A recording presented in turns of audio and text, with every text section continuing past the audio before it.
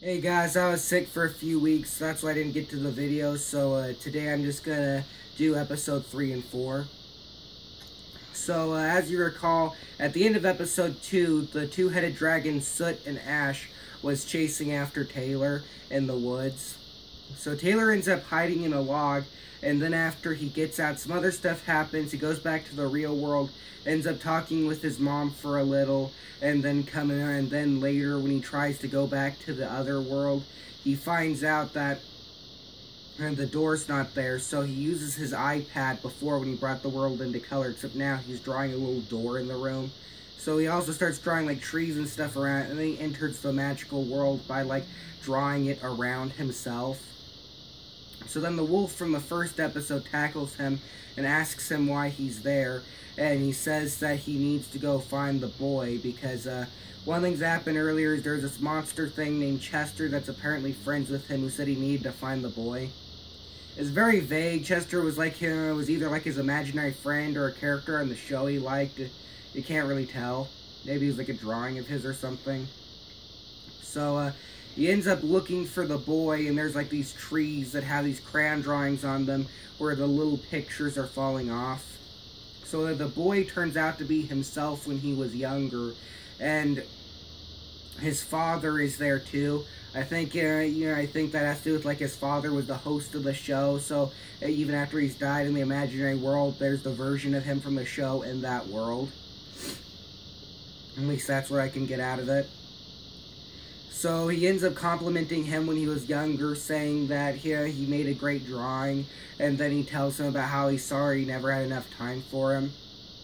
So after they resolve that issue, that's when Soot and Ash come by, and they threaten to start burning everything again, but the little pixie thing from his drawing gets up, and somehow it shoots out this big ray thing that causes Soot and Ash to like instantly break up into all these little pieces, and then the whole world comes into color and everything's fixed.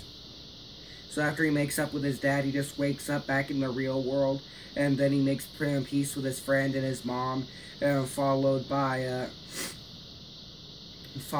the news report declaring that he would be continuing his father's show.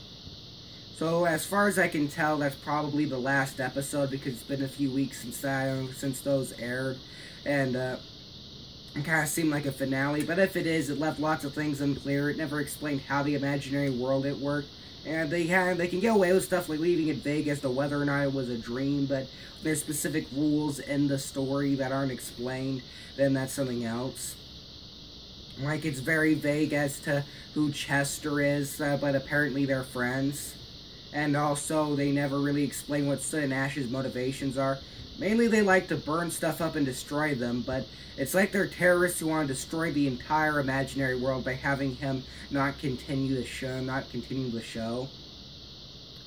It would make some sort of, like, obviously they care about their own lives because they were worried when the pixie thing at the end destroyed them. And oddly enough, for some reason, they just wanted the whole world to end. The closest I can think of is that possibly they weren't actually characters in the show. They were just like sort of representative of Taylor's feelings towards the show, because he obviously didn't watch his dad's show very much since he was so offended by it and thought that it was like the other child his dad loved more or something like that. So maybe Soot and Ash, so since he knew who they are, even though he didn't watch the show, maybe Soot and Ash just represent his destructive tendencies that he wants the show to end, and at the end when he made up with his dad, that's why Soot and Ash ended up going away. Or at least that's what I could get out of it.